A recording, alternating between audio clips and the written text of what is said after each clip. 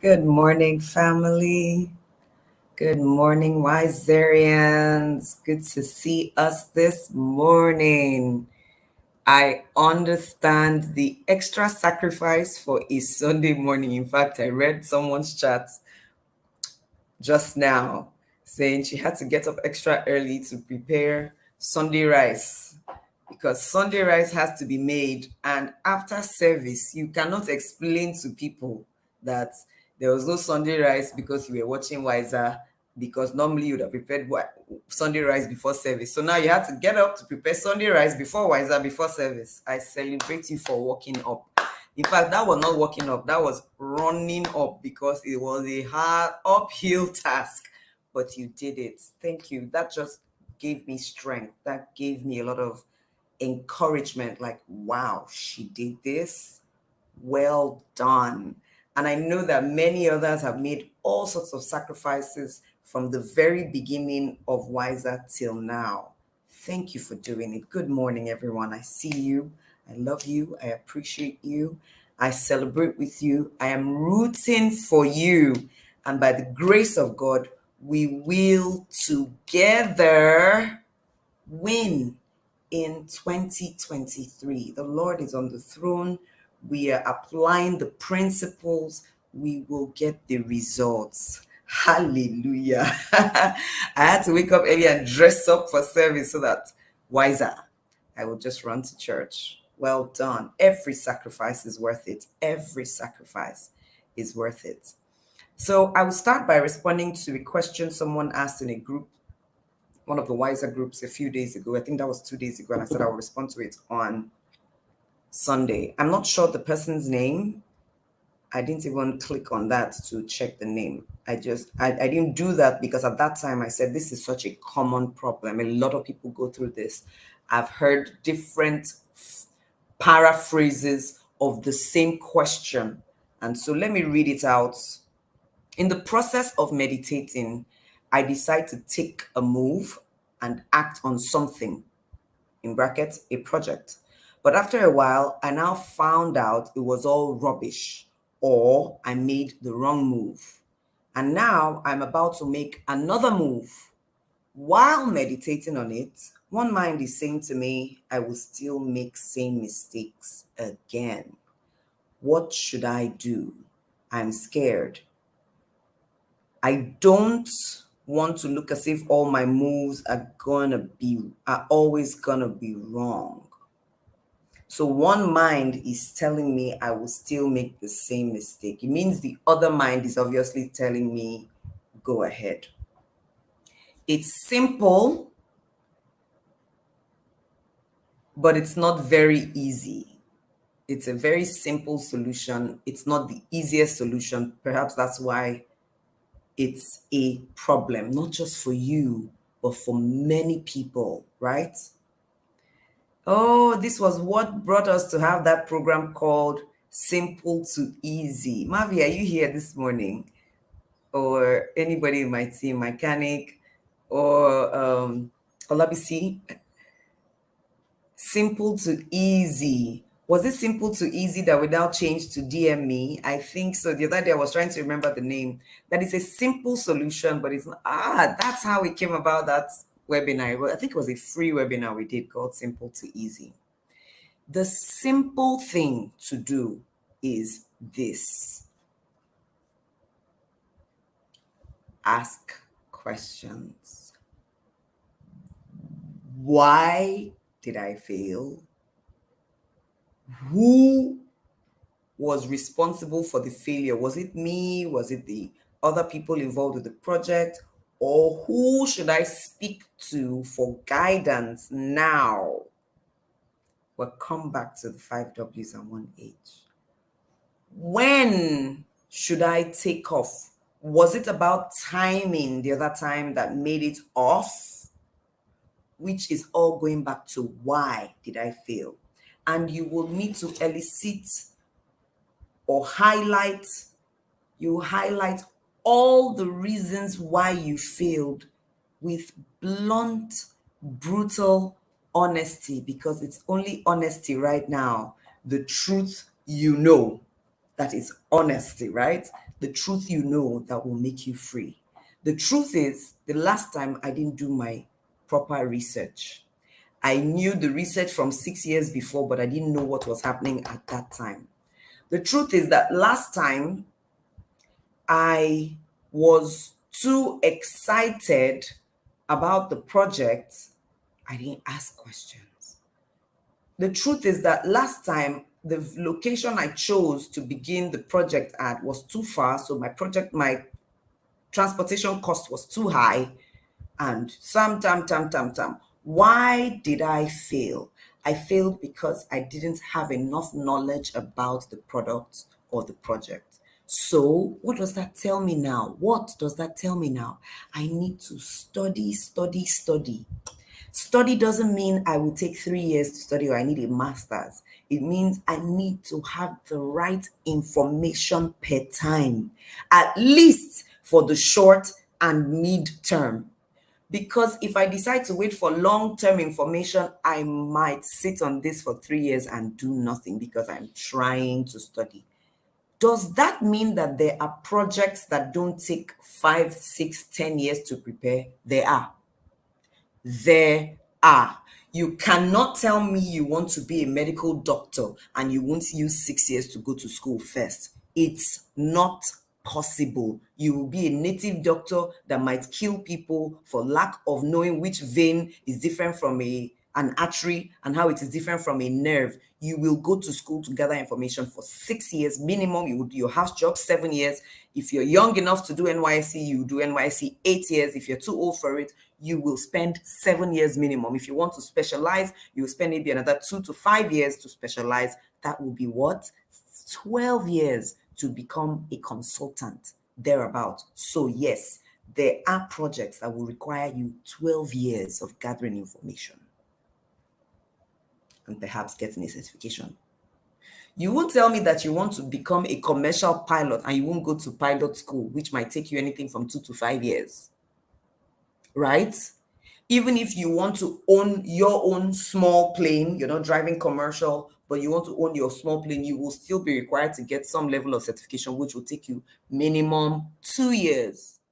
Because they won't want you to be driving or riding your own plane and just happily land on top people's houses because it was your own plane. You have killed people. No, you will now be charged with manslaughter or even murder, because it will be murder if you were flying the plane without certification at all. Is it making sense? So yes, depending on what the project is about, you might need a long time to study and prepare. Now, there are people who studied for ICANN all on their own from after secondary school. At least I know up to 3 people personally who finished secondary school and studied by themselves, wrote the ICANN exam and passed. They did not go through 4 years of university to have an accounting degree first or any other degree. They studied, they passed the exam, they were chartered accountants with school cert, and they served. And one I know still continues to serve in country, right? The other 2 I know are late, but they served and they had celebrated careers in very good organizations. So the mind that is telling you, look, I have said this again and again, and I think if you watch that Courage and Confidence, I'm not sure if it's in Courage and Confidence, but I think so. I'm not sure right now, where we talk about fear being an indicator. Fear. I like this. She said, I am scared. Well, he might be a he. Why am I thinking it's a she?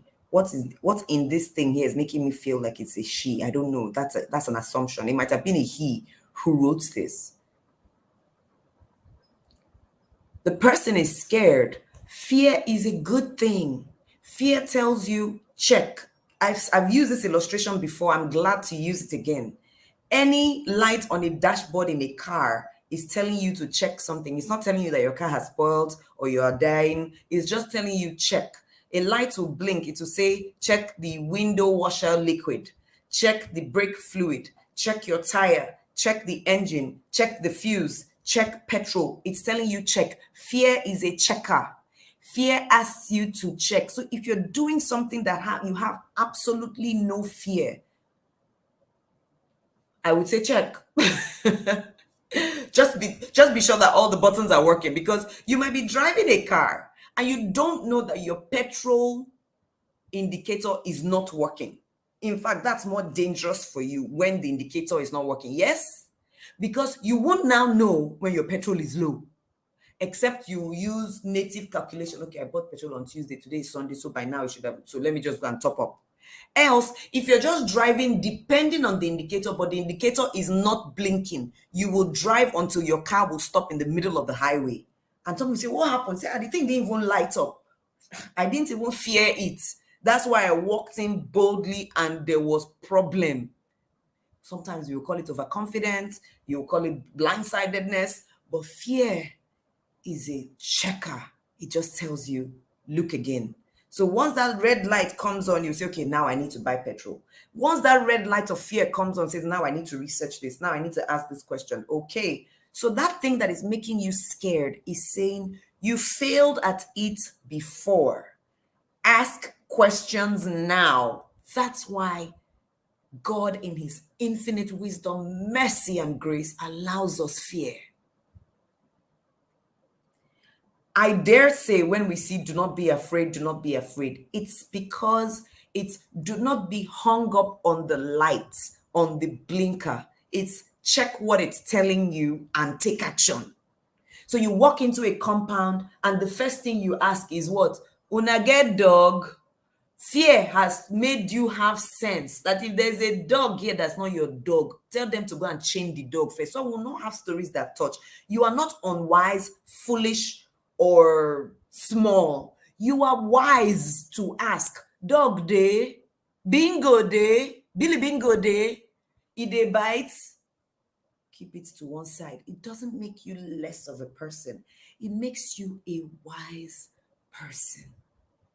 Somebody will say, oh, it was because the dog beat me when I was growing up. Oh, hey, after that time, dog attacked me. Before I enter anywhere, it has brought your check alive so that you don't blindly, foolishly walk into any compound and just expect their Doberman that has been trained to attack strangers not to attack you. Your angels are on guard, I know, but you still have a brain to say, please put the dog into the cage or hold it while I pass by.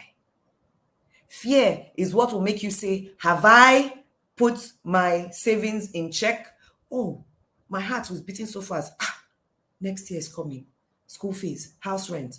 It's not saying you should fall down yakata on the hung up on the school fees and the house rent. It is to say, have I put in place the system to ensure blah, blah, blah? Have I had the conversation with my landlord that I will pay 5 times and to be sure that it's okay with him, and show him, in fact, give him the post-dated checks because I have opened the sub-account for my rent contribution. And so Joyce, I have a rent contribution. Every month, a certain account, and that account was opened for rent contribution, so that every month, this amount is deducted from this account and debited here and credited here, so that by July, when my landlord wants to call me, in fact, let me tell you what happened this year. Because don't worry, I won't give you the gist. The story is long. Bottom line is, the day the lawyer reached out to me to say, oh, madam, we're expecting your rent and this and that, I thought you would have paid it by now and this. I said, send the accounts for now, because we have changed account numbers before. So what's the account for this? He sent it to me within maybe 1 hour. I had paid because the money was there, because the system had been put in place. Why? Because of the fears of the past. The fact that many years ago, we go look down, see say landlord motor day, you go sit down, look, say, let me wait for him to drive out. Because if I go and pass there now, he will ask me this question. But the fear of that made us put a system in place. The fear of not wanting to be embarrassed by the school made us put a system in place, so that by the time you're getting into higher school, the first thing you're doing, the first time you meet them in the school is, hey, wait, do people have opportunity for us to pay like this, just in case? We're not saying we won't pay, but just in case, can we pay this way? And they say yes. And you find that, look, whether or not, this is just an easier way to go. And you know what? So let's do contributions monthly. Because of the blinker, the checker that says check. We call it fear. It's a prompter to taking action. So don't be afraid of fear anymore. Embrace it. Ask, question it. Allow it to question you. It might be a relationship. The last relationship failed or the last marriage failed. You want to go into, and fear comes. It's just telling you, check. The last time, what were the mistakes? What did you see? What didn't you see? What did you do? What didn't you do? Check. Are you aligned? How does alignment happen? What are the elements of alignment for you? What are the conversations that will and must be had before you go in here? What are 3 things to look out for in the person's character? Because the other time you didn't check. So fear is saying, look and leave, my brother, leave. Look to Jesus. Look to all the questions now and leave. Allow fear question you. I think the point has been made. We move on to chapter 11 of Proverbs, the book of wisdom, the book of wisdom, the book of wisdom. Chapter 11. I decided to continue with the NIV. John said, some of us use the message because it makes it sound nice. NIV will be slapping you like this from side. I said, oh yeah, I am that person who likes to read with different versions. And so the reason why I personally love the message is that it's so relatable to today, the language it uses. But it's okay. That's why we have different versions for different days. And this year, thankfully, we decided to just switch things up. So 11, the Lord detests honest scales, but accurate weights find favor with him. Accurate speaks to what? Intentionally being sure you are right, being sure you have checked, not, sometimes we're dishonest without meaning to be. They say hell is filled with people with good intentions. I intended to. It was because I trusted her that I allowed her collect the water by herself. But diligence would have made you check the scale she was using. Right? And so I didn't check what she did. I allowed her fill the car by herself. And it was when they got to the end of the supply that they realized that instead of the 100 liters they had asked for, this girl put only 89 liters. And it was because the keg she was using was faulty. When she was carrying the 50 liters, it was leaking. So what she filled was actually 50 liters. But by the time she got to the vehicle, it was 41 liters. She didn't know. She turned it into the vehicle. Oga, we didn't try to cheat you. Nah, jerrycan, no good. But we paid for 100 liters. We got less. It was dishonest. Duh, you didn't check. And then, of course, if you were outrightly dishonest, then the Lord is saying, I got you in my sights. I detest it. And if I detest it, what am I going to do? I'll cut you off from the riches that I should be able to share with you. So let's not be dishonest by chance. Let's check for accuracy. Nations have gone to war. Terrible things have happened because of inaccuracy. One of the shuttles that left for the moon blew up halfway because of some inaccuracy in calculation. And the person who had tried to bring their attention to it was not listened to. Something was slightly off. We'll find favor when we do our part to be accurate as best we can. When pride comes, then comes disgrace. Pride makes you not ask questions. Pride brings assumptions. Don't worry, I won't ask them. I beg. If you ask them now look as if I don't know what I'm doing. Therefore, it will lead to a mistake. See, I don't want you to look at it as if God is setting trap for us. You know how we say somebody set leg for you, like God is setting leg that the moment you are proud, you will just fall. No, pride affects our judgments and our questioning. And so we tend to make more mistakes when we are proud. It's not God who punishes us, it's the pride that stops us from asking questions. So you've studied for your exam, and then you get into the hall maybe an hour before the exam, and somebody mentions something like that makes you, are you serious? It's like that thing, I didn't study it too. The humble thing will be to say, teach me, or in case it comes out. How do you explain this, that? The other one will just say, I beg, if I ask them now to look as if, you see pride? You see where pride shows up? And then they bring the exam questions. And what that person, that your classmate said comes out. But you were too proud to ask. So you will miss that question and then you will fail. So pride leads to inaccuracy of sorts. Pride makes you not greet the person you should greet. And so they look at you as you don't have respect. So when they're supposed to promote you, they demote you.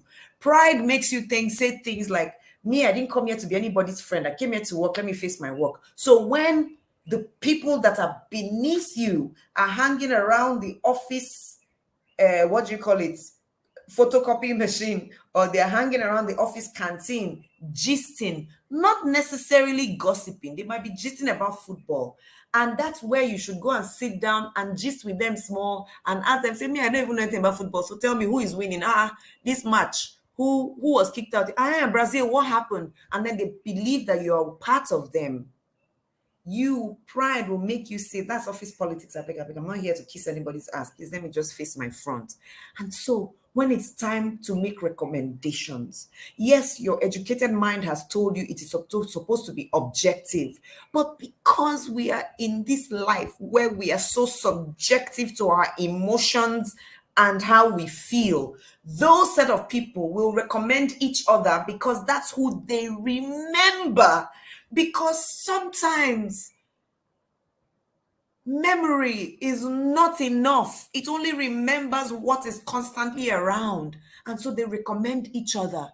But if you had just stopped by to say hello a few times, they will remember me. If I had just said hello to them a few more times, it's true, Joyce is even here. Call Joyce. Because the sharpest brain is still not as sharp as the faintest pencil. They didn't write your name down somewhere. So when it was time to make recommendations for those who would travel for this program, they remembered those they see every day, even though they were not qualified. Because it's just how life is. That conversation can be talked about on another day when we're talking about workplace ethics and sticking with appraisals and all. But remember, we tend to be forgotten by people we don't hang around and interact with. This year, 2022. Last year, I did an event for someone. They negotiated. I said, no, I wasn't going to do it for that price. I walked away. They now called somebody who was like a big brother to me to say, speak to her. And he came and said, Joyce, please talk to them. Please do it for them. Next year, the big event is coming. They will definitely give it to you for doing this. Because of that, I did that event last year. After the event, I reached out to the person in charge once and I was like, remember, this is the agreement. I did this at this price because next year you'll pay me my full fee at this. And he said, yes. 2 days to the program. 2 days to the program after I had accepted another job for about the same fee. The fee that I ought to have been paid, about the same fee. This man reached me. I was like, hey, madam, oh my God, it's just now remembered. We had already contacted somebody else. Madam, you don't even know how to stay in touch. But this other person, every time he's greeting us, I couldn't even be angry because I was like, what he's saying is true. It sounds like a flimsy excuse. But what do we say about excuses? They are real. They are real. That person greets them, hangs around them. Me, I was gingerly waiting that they will remember So I can question their integrity, I can question all of that, but I can also question myself and say, Joyce, throughout last January to this month, did you one day even say Happy New Week to this man? No. Did you have the opportunity to? Yes. Did you put him in the what do you call it? In the broadcast list of clients that you should say happy something to? No. Did you send him Happy Father's Day message? No. But the people who we call Notice Me or I Die, they send Happy Father's message. They say Happy Sunday, Happy New Month. They say everything. They're always around you. Guy, I called to greet you. I not hear from you since, so I decided to hear from you by saying hello. Did you do it? No. But you thought, Joyce, they would just remember you because you're a great MC, the greatest that ever lived. Oh, she greatest. Oh, she greatest. Coca-Cola does not know that they're greatest, but they will still be putting adverts everywhere. Joyce, clap for your ministry.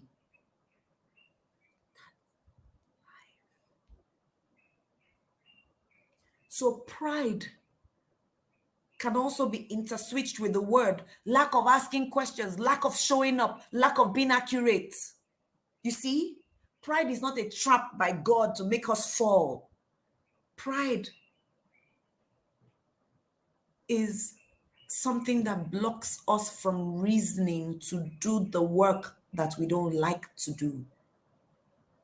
After it comes a fall, comes disgrace. Now, the disgrace might not be public disgrace, but I can say I was disgraced by not having that job because pride, because I didn't even remind. And you know the funny thing? There were times I said, just remind this guy. There were actually times when I'll say, okay, no, well, they had this.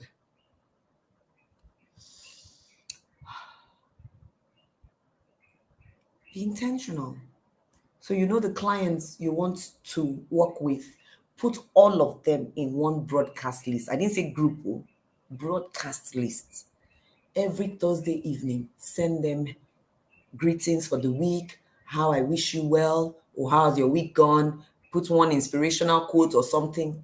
They will, oh, it's true, Joyce. Next thing, hey, Joyce, how now? I do that with some WhatsApp groups, some WhatsApp broadcast lists, but not all. And what is stopping me from sitting down here now and adding all these names to a new broadcast list? And I can call that broadcast list Thursday greeting. As simple as that, Thursday greeting. And set an alarm, Thursday. Come on, Joyce, you know what to do. Do it.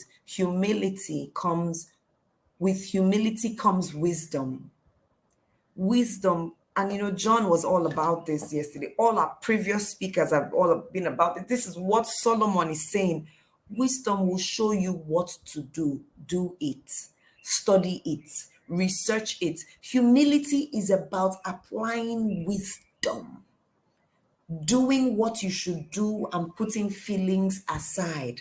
I know I should go and greet everybody. But supposing they are true, yeah, if I go and greet them now, one day, yeah, that application of the wisdom itself, that's humility. Joyce, are you hearing?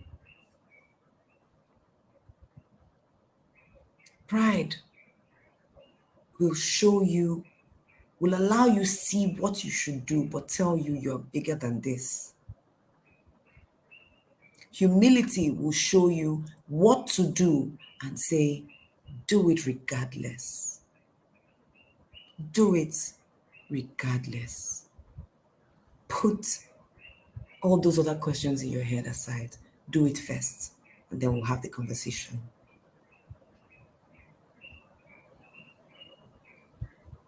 This is a word for me today.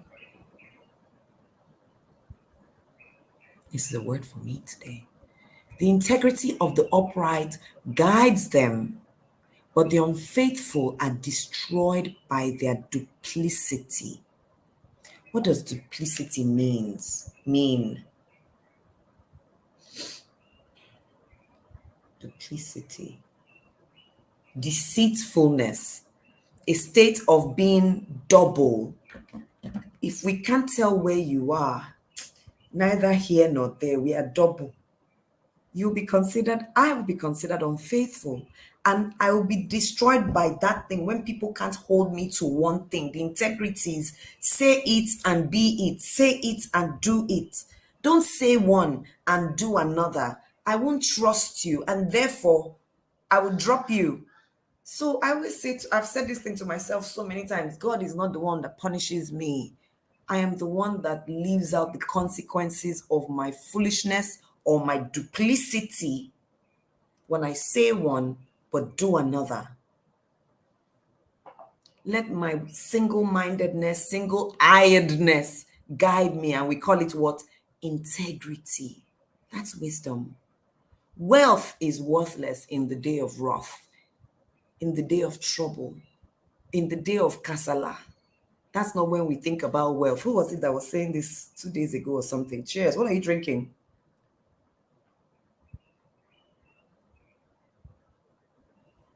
Okay, yes, 2 days ago I was moderating a panel session, and they were talking about the state of affairs and saying that if you have a, what do you call it, a heart failure in the middle of traffic on Third Mainland Bridge in Lagos, heated traffic, no matter how wealthy you are, at that time you are stuck because you are stuck. So you could say in the day of trouble like this, your wealth may not be what will save you. Righteousness delivers from death. The conversation, what she was trying to say was the individual wealth of each person can lead to their own death. But if that wealth was used for common good, that 12 of us, who was it that was talking about it? Okay, DEO was saying where he lives in Abuja, there are 2 former governors, 4 former ministers. He mentioned a number of people like that, former chief of this, someone that he mentioned up to like 12 to 15 of such. I hope I'm not exaggerating. Let's say 10 of such people that live on that his street. But he talked about how bad the road is, how much dirt there is on the road. But if you see each person's mansion and the number of mopos that surround each person's home, right? If that wealth was put together and all of them said, come, just them, not even everybody on the street, how much is it to walk on this road and to give us good, what do you call it, waste management? And they put the figure together and they say, okay, we'll task ourselves or we'll tax ourselves and bring together these monies and fix this road. It might take us 1 year, but we'll do it. Guess what? It will happen. On my parents' street, where they are, it's the residents together through the whole street, the whole road. I won't call it a street, it's a long road, that put their funds together and they are walking on the road and making it, as it were, world class. It's not, it was just a few days ago, I knew it was not a government project, that it's the residents, because they've said our collective wealth, that's righteousness, that's doing what's right. It will save you from death, because if you say, you know what, I'm just going to use my money and buy a Jeep, buy an SUV that has better suspension, better tires for this road, in the day of problem, you might die before you go far. But if we together put our wealth to fix the road, in the day of problem, it's easier to move. I'm relating this now to right here. Is this making sense to you? So let's all check ourselves and see where we are putting our wealth before righteousness, before doing what's right and doing the right thing. How can we? So I want to spend 6 million naira to buy this Mikano generator, and I use that pun intended. I want to buy this big gens for 6 million naira in my village, where the entire clan around me has no light. I've solved nothing. But if I take 4 million and I count the number of homes in that my community, guess what? The number of homes are 112. Each home will require they will require this. I don't know if you know. You know what? Let me find it and I'll share it here. Just give me a moment. Let me go to their YouTube. Sulfur Energy. Sulfur YouTube. I know I was on their page a few days ago. I want to share it with us.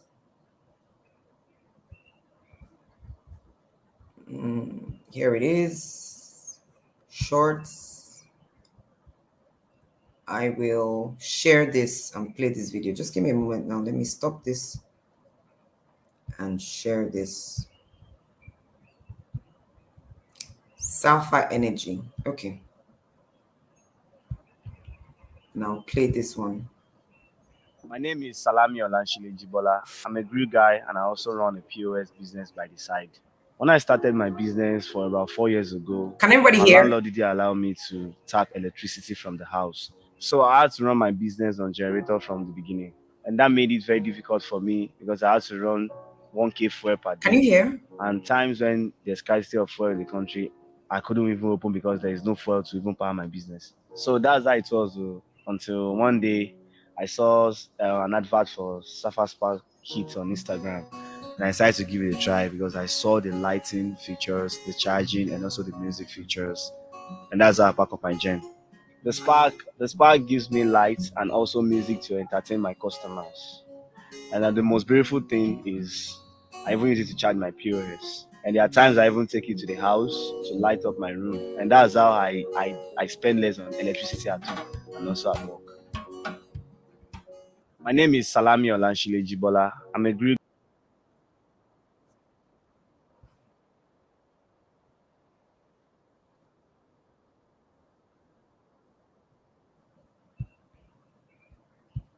That Spark, Sulfur Spark, is 33,000 naira today. I know they've said the price will change next year. I'm opening my calculator. 33,000 times 110 homes. Guess what it equals? 3,630,000. Hold on, I want to be sure I'm doing this calculation right. Then not be that I'm fooling myself. 33,000 naira times 110, because there are 10 homes in my clan, in my community. Each spark costs 33,000. It is 3,630,000. What did I say before? I said I'll remove 4 million because there will be installation. And I buy this pack for every home around me. Remember, I wanted to buy a gen of 6 million that will power only my home. Then in the middle of the night, people will be looking for, almost everybody on my street will be looking for how to charge phone in my house, Abi. Now I buy Spark for the whole community, 110 homes. I gather them into the community hall or the King's Palace, or even to my frontage. I tell, it's a village, right? I tell the town crier, tell all of them, all the family members, men and women should come. See the thing I want to give you and see how it works. It has 4 bulbs. It will put light in everybody's house. It cannot power fridge or television, but at least it can play radio. And you can listen to music, right?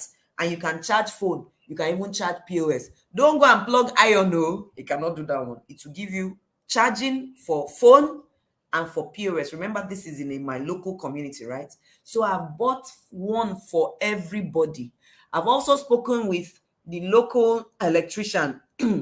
Everybody knows him now. Oga Andrew. I think we sabi Oga Andrew. Oga Andrew. I spoke with Andrew. I spoke with Timo. So 2 of them this week, from Monday to Wednesday, they will be coming house to house to install. I'm paying them. I'm paying all of them. I'm paying each of them 1.5 per installation, because they will put the solar panel up on your roof. They will screw it. They will help you hang the bulb. So I'm paying 1,500 times 110. That's 165,000 I'm spending on installation, plus the 3,630,000. That's 3,795. Remember, I said The rough estimate was 4 million. And I give that to everybody. Then I use 2 million to put my own solar installation that will power everything in my house. It has inverter that can power my everything in my house.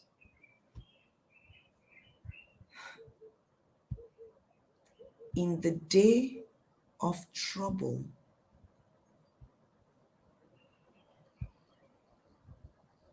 I will be delivered from death because of such righteousness.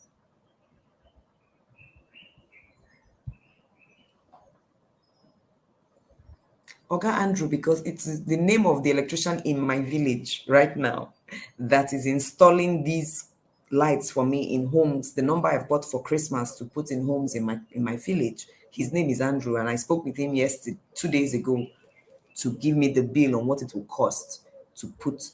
I'm starting with the women over 60 in my family, the older men women. Then my sister is also bringing in some of my siblings. Then we're moving out to the larger clan, and by the grace of God, in a short while, we'll reach out to the entire community. At least everybody will have light enough to see at night and to charge their phones with money that I could have used, or we could have used, for only our own home. Application.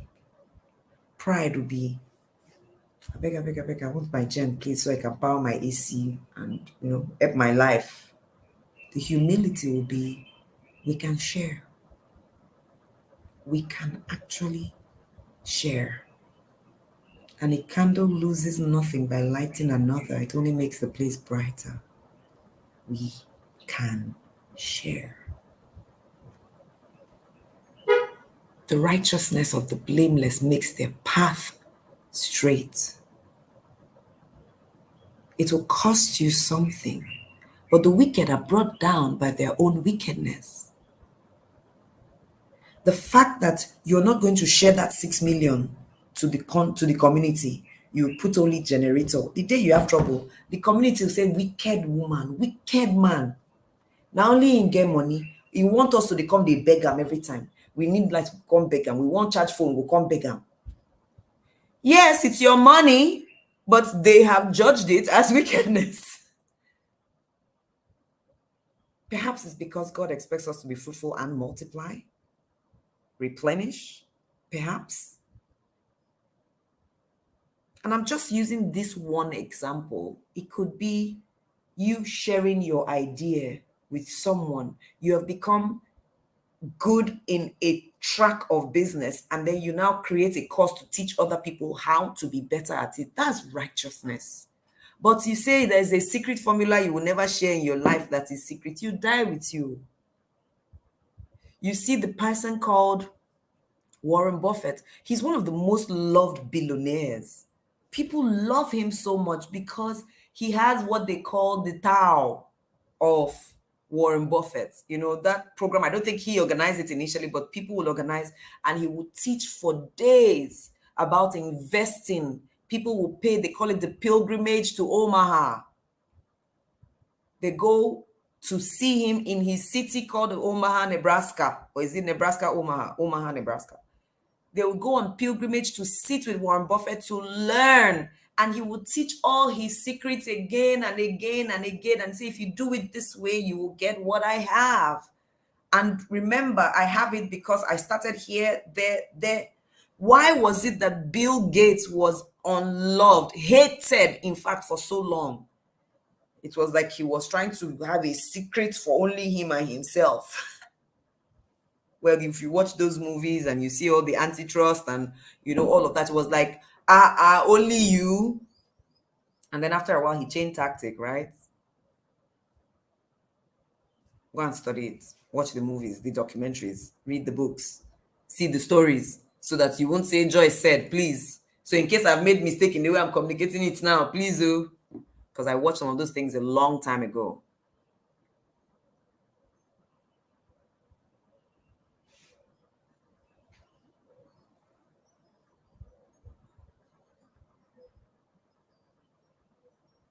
with more than one face to distribute light and energy to the homes in my community that have electricity. Yes, the teacher always learns twice. In fact, the teacher learns multiple times the more you teach. So I think one thing that all of us here should agree is that if you have achieved anything, no matter how small, teach someone else. I think that should be a mark of wisdom, that you are a teacher, a sage. Who are the people we love and respect so much? Oh, Confucius, Socrates, Plato, Aristotle. They were constantly. Socrates was that poor, wretched, ugly, half naked guy who stood by the corner of the streets of Athens and questioned everything the political class was doing. He was hated and killed for it. He was not rich in his day. He never wrote a book. He was just constantly teaching, speaking about how he questioned everything. And then it was his student, Plato, who began to write the things that he was saying and add his own wisdom to it to say, these are the words of Socrates. Sages, wise men and women almost always teach. They tell their stories. So don't wait until you've achieved that pinnacle. Start telling your story. Let it be a hallmark of wisdom in our lives that we're telling our stories. Oh my gosh, I just saw the time. What? Let's rush through. Verse 6. The righteousness of the upright delivers them, but the unfaithful are trapped by evil desires. Once again, I'm going to ask us to look at these two words from different lenses. You know, when we think of unfaithful, we usually just think of wicked people who just want to go out and misbehave. Unfaithful are also those who don't walk up, who see the temptation and sit down and interact with it rather than run. You know, unfaithful starts from there. Unfaithful to your academics because you were looking at TV when you should have been looking at your academics. Unfaithful to your employers because on work time, during work hours, you were developing your course content for your side hustle. No, not on work hours, not on your paid time. That's what you call moonlighting. Moonlighting is when work has closed. You go home and you start working on your own thing. So you will moonlight instead. Not that on the time that you are paid to work with company internet, you are there in the office. You say, "Na here we light day, internet day here. I beg, let me stand here. I beg, I beg, I beg." And after all, I finished all the work. So I've labored here. Let me also now where they work now. I go chop. They call it work chop. Hey, workshop. So here I am. I finished my work for today, quick, quick, quick, so that I can spend the next 5 hours now that there's internet, there's lights in my office to start delivering, developing my own course content. No, no, no, I don't agree with that. Please do it on your time at home. Go and buy your own spark, Fast Energy spark, and put in your house so you have lights. And buy their Sulfur Energy DC fan so you can plug your fan. You know those 2,000 naira, the number 2,000 naira fans that we hold at events, those type that have stand. Buy that 2.5 fan, plug it to your spark, let it be fanning you, and do your course content. Don't be unfaithful. You'll be trapped by it. It becomes evil, even though you didn't mean to. Hell is lined up with people with good intention. I was only trying to do what Joyce said at workshop at WISER, that she said, you know, we should now be teaching. So that's why in my office, on the time I was paid for salary was there. That's when I was not developing my course content. Don't see. It was good intention, wrong time, wrong place. It has become evil. Hello,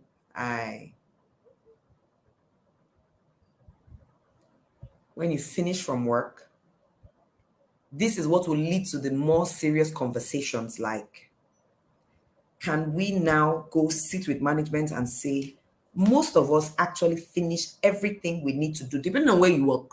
Most of us finish everything we need to do within 4 hours. So this is where you see people like MTN and I don't know the other companies. I think Sterling Bank, MTN, Sterling, the ones I'm sure of, MTN, Sterling. I'm not sure of the others. Is it AXA Mansa too? I'm not sure. But I know of MTN and Sterling, where some of them now have flexible work hours where you can work. I think if you come into work, now it's the details I'm not very sure of. I think if you can choose to come into work 7 a.m. till 2 p.m., something like that. Or you might choose to come in 10 to 4 or something, because they know that you will finish your work within this number of hours. So you can come in and do those number of hours and go. Something like that. They created different flexible stoves, right? There's which company is that Doris works so, where there is even now the option to work from home as long as you are able to meet up your XYZ. And I think even within Sterling Bank, it depends on the role you occupy. It's not everybody that can work from home. The bank tellers have to be at work. But for many of them, you can work from home. I met one of their staff recently, and he was like, because they realized we don't need to be confined into this space. It might even reduce productivity rather than increase it. So if at your job, in your company, you realize that every single day between 8 and 12, you're done with work for the day, you might want to make a case to the leaders to say, we can save time, energy, money by saying, come 8 to 12, and we know we are done. We don't run gen again. People are done with work 8 to 12. And maybe you can now change this office into a co-work space of sorts where somebody else knows that from 12 or from 1 to 5, people can rent these spaces for something. That's where business ideas come from. That's where innovation, innovation is creating something out of what already exists. You might also say that's where some level of creativity comes from, because it's creating something from nothing, as it were, right?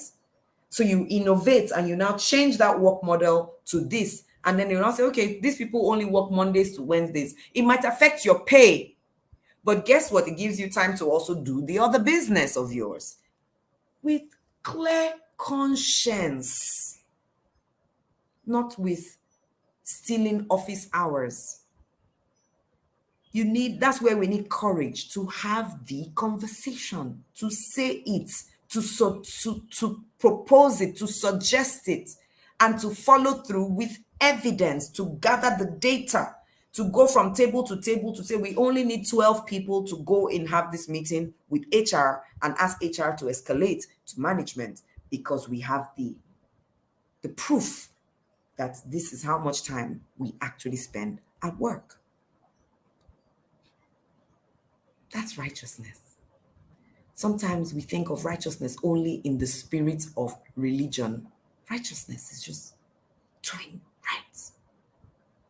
Hopes placed in mortals die with them. If you place your hope in a mere human being, it will die with the person. When the person has died, that's the end. All the promise of their power comes to nothing. So hope in God, and God uses men. The righteous person is rescued from trouble, and it falls on the wicked instead. The righteous person is the one who does the walk up, and instead it falls on the person who doesn't do the walk up. And sometimes the thing is not even about what is moral. It's not even just about morality. Morality has its strong place, but let's look at the whole picture. The righteous is rescued from trouble because they asked the questions, they saw who to speak to, when, why, what to say, and they said it. The person who didn't do it, that's the wicked. Voila, kasala bust on their head. With their mouths, the godless destroy their neighbors, but through knowledge, the righteous escape.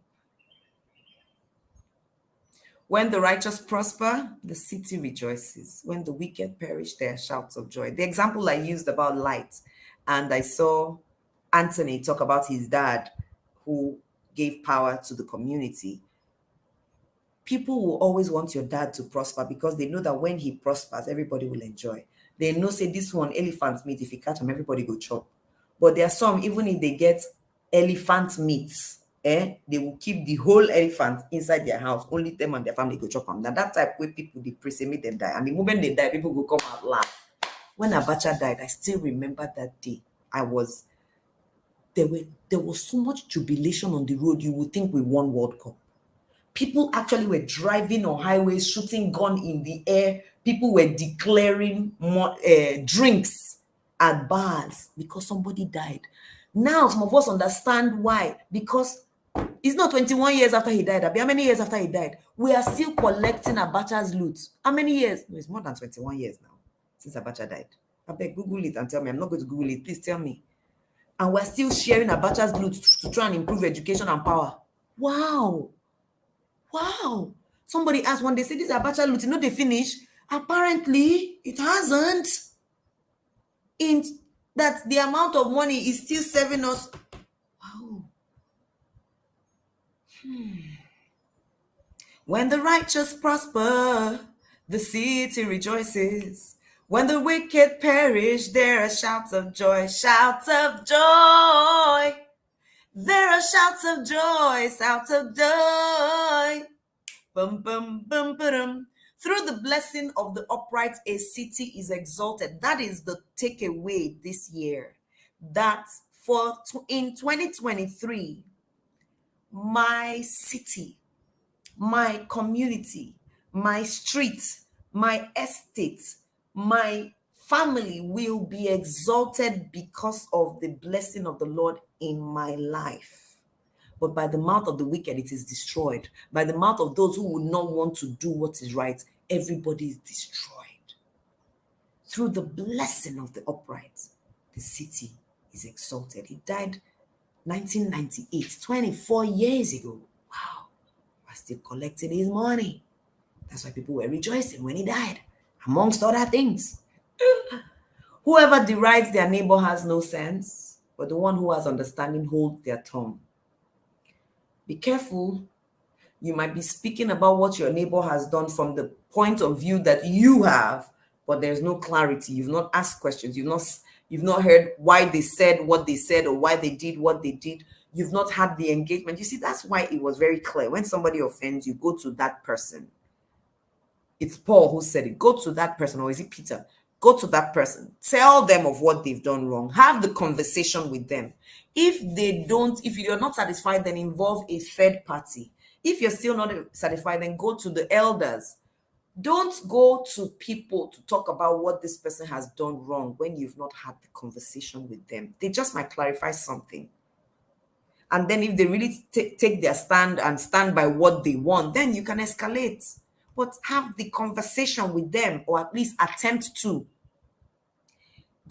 A gossip betrays a confidence, but a trustworthy person keeps a secret. Are you a secret keeper? Or you just go and tell only your best friend who has a best friend who has a best friend? For lack of guidance, a nation falls, but victory is won through many advisors. Special advisor, innovation and technology. Special advisor, strategy and policy. Special advisor, communication. Special advisor. Look, don't only watch the president of a nation, the governor, local government chairman have special advisor. Please, everyone, map out, write it now, today. And if you're not able to come up with those names, and that's the assignment for the week, write who your special advisors are. Special advisor legal. If I have a legal matter, who can I run to for advice? Special advisor finance. If I have a financial matter, who can I go to?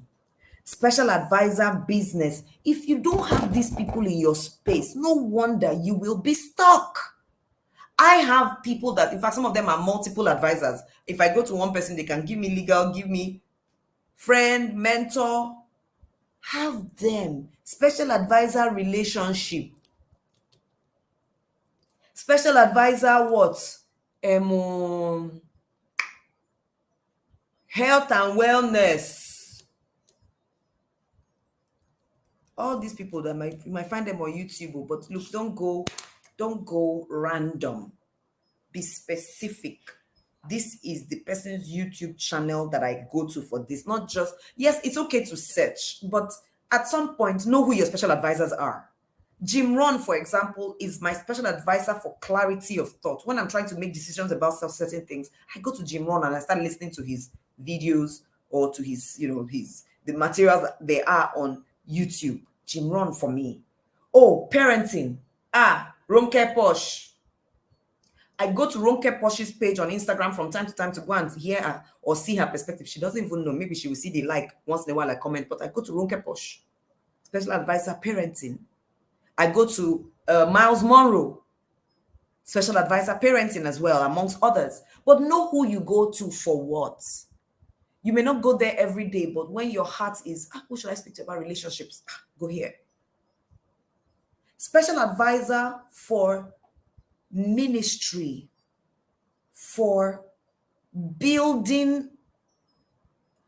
Look, one of the people who inspired me to do WISER is Joyce Meyer. She's my special advisor ministry, as it were. Like, she built a ministry, as it were, on her experiences. Her entire ministry, in my opinion, is built on her life experiences. Her abuse as a child, her failed marriage, her remarriage, to Dave, who is such a great man, who then she loves the Lord. She used to teach that when she became a preacher, she used to smoke. While she was preaching the word of God, she'll be smoking her cigarette. You know, she advised me on, don't wait to be perfect, just start. So I haven't listened to her in a long time, intentionally, but I know the work where, and if I ever get to a point where I want to, then I have my special advisor for self-awareness and self-discovery, Mfonipo. If I ever am stuck about something, I'm going to pay for another funds program and go in there. By the way, blueprint of how is coming. I didn't check how much or something, but it's coming. It's about finding you. That's the first step to being introduced to yourself. Blueprints of how. And I know if I ever get into a point where I feel in a funk, I would want to go back and attend blueprints of how again, coming Mfonipo. You know, so they're different advisors. Special advisor ideas generation. Alibaba. I might just go to Alibaba's page, and by the time I scroll and look at a few things he has written there, you know. Or then again, I can place a call to him and say, Baba, see what I'm thinking about this and that, and he will just say this, that. Alibaba doesn't know how to waste your time. That's one thing I love about him. He goes straight to the point. He's not in, you have not seen me since. Yes, Joyce, how far? Oh, Baba, this is what I'm thinking about. Okay, do. Okay, he might say, come to the office. Let's draw it on a whiteboard.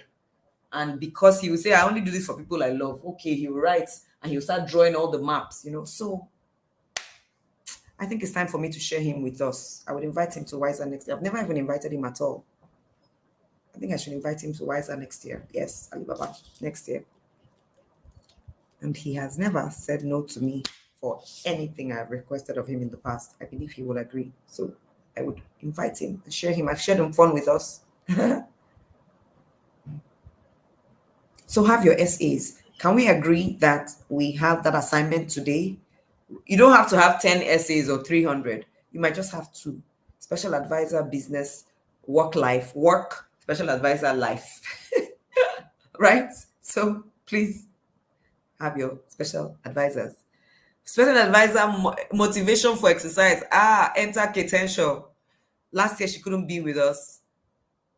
And I didn't attempt to reinvite her this year because I've understood a thing or two about the industry and what happens in December. But when I need that boost, I go to Kate Tenshaw's page and I look and I say, Joyce, let's go and exercise. See your role model is doing this. Are you all right? Get up. And then she would dance. After lifting weights and everything, she would now dance and be like, whoosh. And I say, yes, my special advisor, fitness and fine bodiness. For lack of guidance, a nation falls. We are nations. We will stand because we will be guided. But victory is won through many advisors. So you see, wisdom allows us to have many. So it's okay to have many. Don't feel like you're weak. No, you're wise. If you know how to put into perspective the different types of advice you get, depending on who the advisor is. Whoever puts up security for a stranger will suffer. You know somebody, yet you want to go and guarantee them. Don't try it. But whoever refuses to shake hands in pledge is safe. It's okay to say, I'm not going to stand shorty for this person. I don't know them well enough. Wisdom is telling us that's the right thing to do. A kind-hearted woman gains honor, but ruthless men gain only wealth. All they have is wealth. No loyalty, no love. People are just around them because of what they can get. Nobody might really, really take a bullet for them. And and so they're always on their toes, just trying to protect themselves because they know that even the people in the room with them are with them because of how much they're being paid, not because of honor. So let's be kind-hearted, men and women. Those who are kind benefit themselves, but the cruel bring ruin on themselves. Imagine that person who converts 6 million naira worth of generator to smaller gen, but power for the community. That person's grandchildren will benefit. But if we're cruel and say, I don't care about that person, I don't care. You bring ruin on yourself without knowing. The day you need help, that collectiveness, collective growth will be missing. I think the point has really been made today. Wicked person earns deceptive wages. The one who sows righteousness reaps a sure reward. It may not be monetary in the way we want, when we want, but it is sure to come. Remember, righteousness is not only a religious thing, it's about just doing right. Truly, the righteous attain life. But whoever pursues evil, pursues inaccuracy, pursues excuses, even though they're real, pursues lack of diligence, finds death. And we've seen that death is not only the end of this body, death is the lack of quality of living. The Lord detests those whose hearts are perverse, but he delights in those whose ways are blameless. Blameless because, like Mr. Ogoji, my maths teacher, then will say, after doing your assignment, go over it again. Dot your I's, cross your T's, check you put your equal sign where it should be, check the calculation you did again. That's where blamelessness comes from. Just the diligence of it, just the diligence of looking through. And if you made a mistake before, like Bralade said, say, oh, I'm sorry, I made a mistake, I've corrected it now. Integrity over reputation. Just blamelessness is a form of life that we continue with every day. I don't think it's something that ends. It's something we continue to attain. It's something we continue to strive for, work for. Be sure of this, the wicked will not go unpunished. Just be sure of it. So don't say that because they seem not to be punished, you will become wicked. Be sure they will not go unpunished. But those who are righteous will go free. Be sure of it. Rest assured. Please stop saying be rest assured. That's not correct English. It is rest assured, or rest knowing, or be assured, not be rest assured. That's wrong. Please. Rest assured or be assured. Rest assured, knowing it will happen. Like a gold ring in a pig's snout is a beautiful woman who shows no discretion. She fine, no, but she no know. The man fine, no, but he no know. Get the information. Don't just show up beautiful, well-dressed. Somebody told me about an MC she hired for an event. How the girl, she was so well-dressed, her makeup, but her emceeing was crap. We had a good laugh about it. She was coming back to say it's not by beauty and all of that. And yes, I've worked with a few young men who came well dressed and all. And then by the time they opened their mouth, I was like, it didn't match the clothes. The desire of the righteous ends only in good. Hallelujah. What a joy. It will end in good. But the hope of the wicked, only in wrath. One person gives freely, yet gains more. Another withholds unduly, but comes to poverty. Poverty is not only not having money. Poverty is not having goodwill. Poverty is not having loyalty. Poverty is not having friends. Poverty is not having people you can trust and people who trust you. That's poverty. Poverty is not having a solution for a problem that is right before you. That is poverty. Poverty is not only about money. Some people are so poor, all they have is money. That's all they have. But they have nothing else. No goodwill, they just have money. So money is not the only measure of poverty. In fact, I dare say money is a poor measure of poverty. There's some people who don't have a lot of money, but if they sneeze, the world will come to their aid. I was at the Pengasan event some months ago. I think that was 2 months ago. I was the MC there in Abuja, and there was a woman who came to speak. She's a public servant. She works with Ministry of Labor. When they mentioned her name, the whole hall was screaming, and everybody who stood up to say something or ask a question said, "Madam, we love you so much because of how honest you have been. Every year you are honest to us who are in the labor unions. You're also honest to the employers. People trust you, love you." At the last question that day was, "Madam, why have you stayed this way? Why haven't you become like others? What makes you stay here?" Everybody in labor force, whether it's trade union, everybody knows you as this person like this. That was the last question that day. I was seated right there in the hall, in Congress Hall, Hilton, and tears just came out in my eyes again. I was like, wow. And the woman started responding, and she told us her story of how she started. Her opening line was, "First of all, I'm a Christian, and I understand that Christianity is not about what I preach, it's about what I do." That was her first response. And then she said, "Let me also tell you about this, that, and the other." I'm trying to remember her name now. She works in Ministry of Labor. If I go and find the program of events from that day, I'll see it. And she went on, and everything she said was Proverbs. She didn't withhold her righteousness, her doing what is right and following procedure. What a woman. I just loved her. By the time she came back to her seat, I shook her hand, and I was reminded that even in Nigeria, there are righteous people. And guess what? Everybody knows that they are righteous. So don't tell me, Joyce, that, this world, they will. We know, we see it. This was this year. I will find her name. If I make 1 or 2 calls, I will get her name. I will find the name and I will send it in the group. Erica, I'll send it to you. Slim, dark woman. Her father is from Edo State. She's married to an Akwa Ibom man. Akpan. Akpan is her surname. Her father was, it's coming back to me. Her father was an Edo man. So her first name is an Edo name, and her last name is Akpan.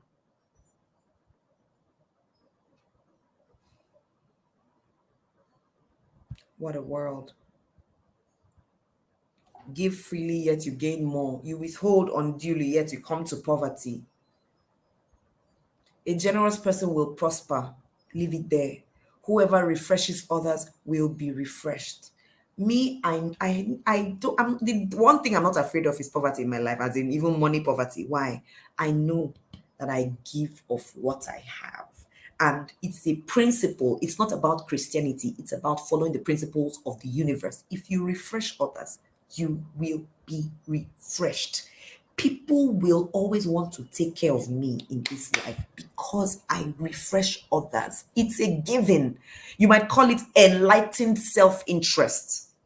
Enlightened because now I've understood that this is the way to live. Self-interest because I know I will never be stranded. My children will never be stranded. Because when my name is mentioned, people will open the, "Oh, your mother just, come in." 2 nights ago, I did I was MC at Art of Technology. And 2 people who came to greet me were like, "Oh, Joyce, how is that your son? Oh, just tell him that he has a fan here.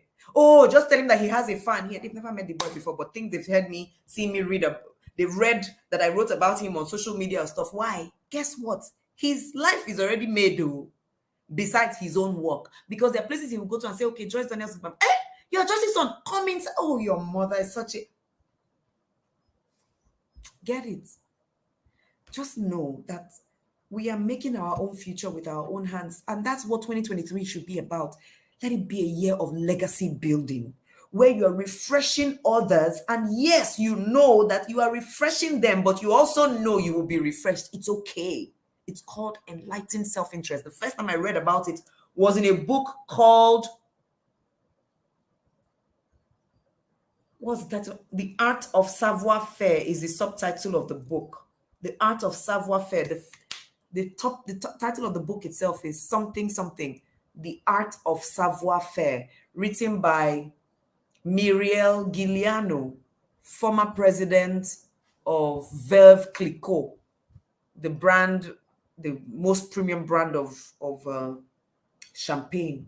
I read that book, I think 2015 or 2016.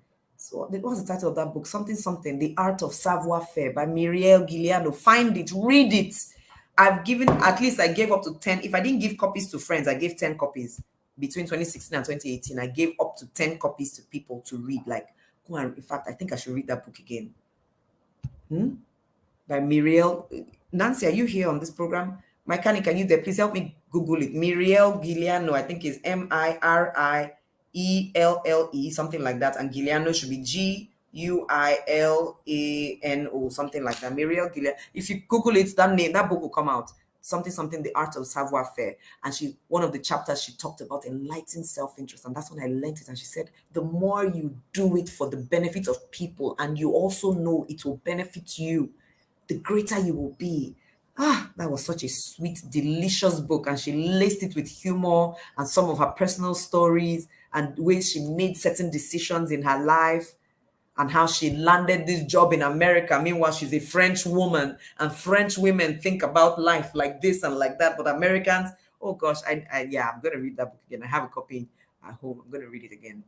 People curse the one who hoards grain, but they pray God's blessing on the one who is willing to sell. They didn't even say who is willing to give for free. Not everybody's looking for free handout. Some people just want you, sell me the course, I will buy. So go and create that course and sell it. You've learned this. People are there. They will cost you if they say that, wow, he knows, but he doesn't want to tell us. Whoever seeks good, oh, I'm so sorry about the time. We're going to rush through. We're almost done. I think it's 31 verses. Whoever seeks good finds favor, but evil comes to one who searches for it. Wow. If you search for evil, you will get it. If you search for good, you will find it. Those who trust in their riches will fall, but the righteous will thrive like a green leaf, because the righteous understands that riches is beyond money. Riches is relationships. Riches is wealth of wisdom. Riches is courage to do, to say, to speak up. When riches is knowing when to say what.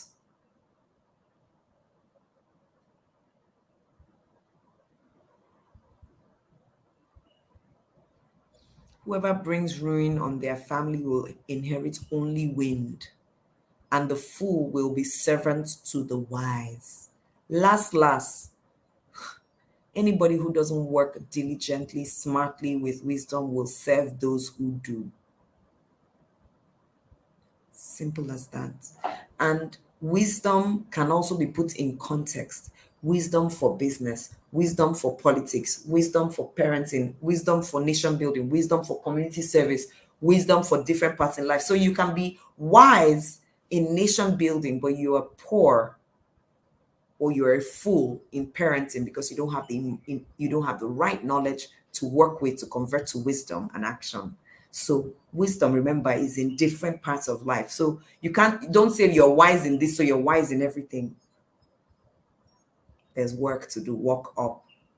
The fruit of the righteous is the tree of life, and the one who is wise saves lives. We will save lives in 2023. We will save nations in 2023 because we are wise. Women Work and the Art of Savoir Faire, Business Sense and Sensibility by Mireille Guiliano. Please, everybody, write it in your to-do. Men and women, buy it, and that's it. Women Work and the Art of Savoir Faire. Women Work. Men read it because the truth is what she wrote in there is applicable to everybody. Please read it. And if you have copies, give out.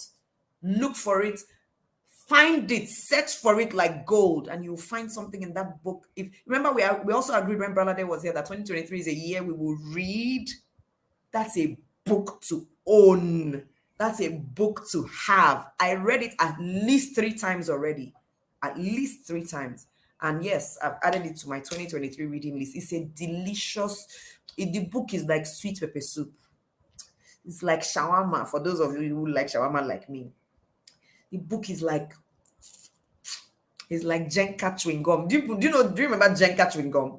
Jenka was so sweet. The smell was so nice. It's like Jenka. Woman, work, and the art of savoir faire. Sense, business sense and sensibility. If the righteous receive their due on earth, how much more the ungodly and the sinner? So don't be worried, my dear brother, my dear sister, my dear Joyce. Don't be worried about, all the unrighteous. How are they getting away with it? All of us will receive our reward on this earth. The teacher's reward is not only in heaven, it's here. On this earth, we will all receive our reward. Before we get there, we are here. That's what wisdom has just said to us. If the righteous receive their due on earth, how much more the ungodly and the sinner? Some of the rewards will not just be eternal life. And like I said, for me, eternal life is not only what happens after we cross over to the great beyond. Eternal life is the fact that we are still talking about Socrates, we're still talking about Plato, we're still talking about Confucius, we're still talking about Nelson Mandela, we're still talking about, mention the names of those who died long ago, but we are still talking about them, reading about them. People are still writing books about them in 2022. That's eternal life, if you ask me. That's a shape and a form of eternal life. And where is it happening? Here on earth. The person might not be here receiving it, but we are still here on earth. And we still talk about Hitler here. And like he said, do you know anybody who is really called Adolf Hitler? I don't. There might be, but I don't. But you have people who are called John Paul. There was a John whose surname was Paul. But because of how great he was, people have named their children John Paul. There was what's that Bismarck? Something Bismarck. Something Bismarck, who was a great something something. And there are people who have named their children full name. There is a Dora Akunyili, there's a Chinua Achebe. We may not have somebody, Chinua Achebe, we may not have heard of somebody yet, but one year, I'm telling you, there will be somebody who will name their child Dora Akunyili, then they will add the surname. Dora Akunyili is the person's one name, because we do it. I love you, and I wish God's best and his best only for you. Major takeaways from today: fear is a good thing. Von Bismarck, that's his name, yes, Von Bismarck. I know somebody in Port Harcourt whose name is Von Bismarck something. His father named him, and in their house, they had the picture of Von Bismarck because the father felt that was one of his greatest role models. So he named his child Von Bismarck something something reverse name. Major takeaway: it's okay to embrace fear. Embrace it to use it. To use it as an indicator. It's okay to share with the world of your wealth, of either what you have in your pocket, in your bank account, in your head, in your mind, of your time, because we've understood that 4 types of wealth to share, and money is just the least of them, in my opinion. It's okay to invest that attention. It's okay. We'll receive the reward here. And we know a few things to read. Erica, there's something I'm supposed to get you. The woman's name, right? I will get it. Now that we are closing, let me see.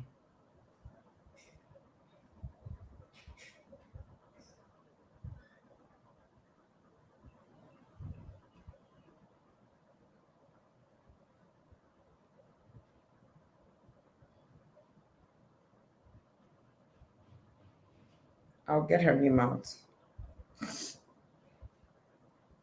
Let me just write it here.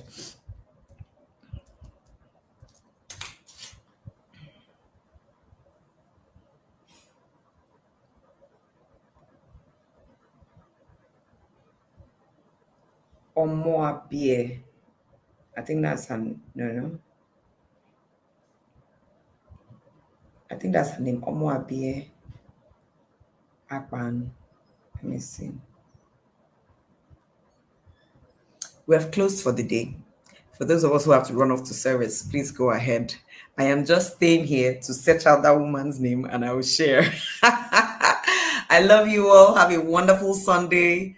Stay blessed, stay shining, stay winning because we are wiser. We are wiser. Glory to God.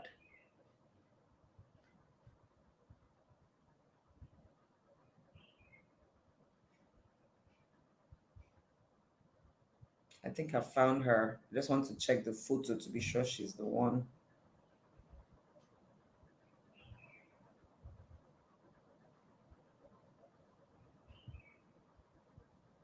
She's the one.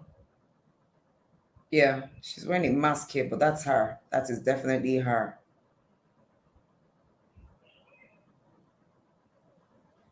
Yes, I'm opening the page. I found her. Chairman Seaport, Executive Director, this Mr. Victor, Mrs. Omoabie Akpan. Let me write it here. Omoabie Akpan. She used to be her father's. Yeah, she's the one from Ministry of Labor and Employment. That's her. That's her. That's her stature. She is so the one. Her father was an ambassador.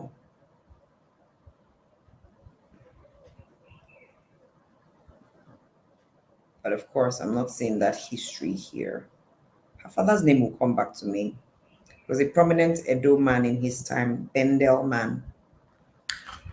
All right. Good night. Oh, good morning. Have a great day. Bye for now, everyone.